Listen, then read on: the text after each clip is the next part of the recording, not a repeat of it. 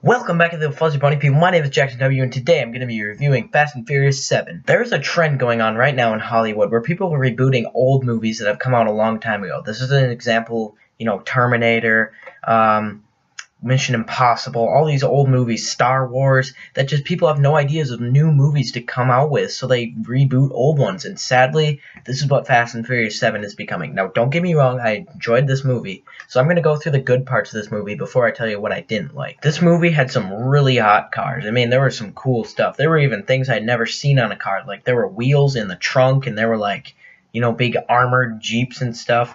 And there were also some pretty good fight scenes in there. There were also some really nice action scenes where there was just a whole lot going on, fighting, driving cars, out of skyscrapers and stuff. There was some amazing stuff. And there was also this really sweet tribute in the end to Paul Walker where they showed all these clips of him, from past movies. The movie, however, was very unrealistic in parts. Unlike the previous Fast and Furious movies, this one was just insane with the amount of things you could do. People were surviving head-on crashes with a car, at 90 miles an hour. Vin Diesel could lift the front end of a car with his bare hands. Nobody can do that. And he survived a whole building collapsing on him. There's just insane amount of things that happen in this movie. Most of all, the greatest disappointment is that this movie did not live up to the Fast and Furious hype. It was no longer about being fast or furious or racing at all. There was actually one race the entire movie, and it was right in the beginning. It was almost annoying how they don't they don't play the car angle of the movie anymore. They almost made like an action thriller movie,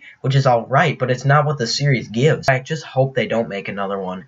I really didn't like this one as much as I enjoyed the others, and I think that if they make another movie, they're just money hungry. The creators of this movie did a nice job. They kind of let the audience down easy. It was still a good movie, but they let them off of the whole racing thing. Dom is rich, everybody's got everything they want. They don't need to keep doing jobs. They have families, all that. If I were going to rate this movie out of 10, I would give it a 5.5. It was a very entertaining movie, and it was nice to see The Rock and Jason Statham and all the extra people, but it just felt like a remake almost of the original movie. They kept the characters, but it was more about guns and shooting and fighting instead of the actual core of the movie, which is racing, having good cars, It just didn't live up to the Fast and Furious hype. Be sure to leave down in the comments below if you've gone and seen Fast and Furious 7 what you think about it, and if you haven't, let me know if you want to see it or not, if you think it looks like a good movie. Also, if you haven't seen this channel before, my name is Jackson W. I do some really cool gaming videos, also some vlogs and movie reviews like this. I also do some funny comedy skits every once in a while, so be sure to subscribe down below.